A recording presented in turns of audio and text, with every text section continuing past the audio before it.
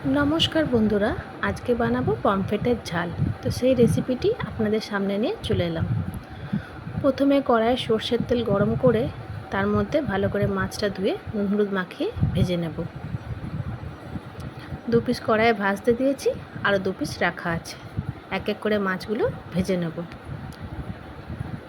মাছটা ভেজে তুলে নেওয়ার পর কড়াইয়ে সেই তেলের মধ্যে আরেকটু পরিমাণে আমি তেল দিয়েছি, আমার কম মনে হচ্ছিল। পেঁয়াজ আর রসুন কুচিটা আমি ভেজে নেব।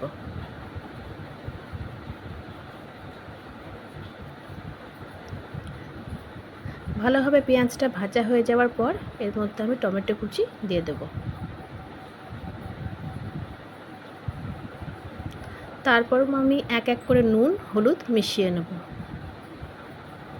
নুনটা দিলাম টমেটোর উপর, তাহলে টমেটোটা গলে যাবে। তারপরে একটা আমি মিশ্রণ রেডি করে রেখেছি, সর্ষে পোস্ত আর কাঁচা লঙ্কা বাটা, সেটাও আমি দিয়ে দেব। দিয়ে ভালো করে কিছুক্ষণ ভাজা ভাজা করব, মানে মশলাটা ভালো করে কষিয়ে নেব। কষিয়ে নেওয়ার পর সেই মিক্সির বাটিতে খানিকটা পরিমাণ জল দিয়ে আমি ঢেলে দেব।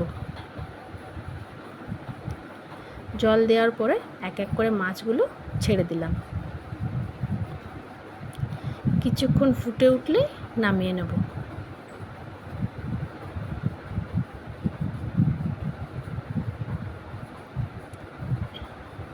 সব মাছগুলো আমি দিয়ে দিয়েছি। ফুটে ওঠার পর আমি কিছুটা পরিমাণ সর্ষের তেল আর কাঁচা লঙ্কা দিয়ে সার্ভ করেছি। ভালো লাগলে ভিডিওটি আমার লাইক করবেন আর আমার চ্যানেলটি সাবস্ক্রাইব করে দেবেন।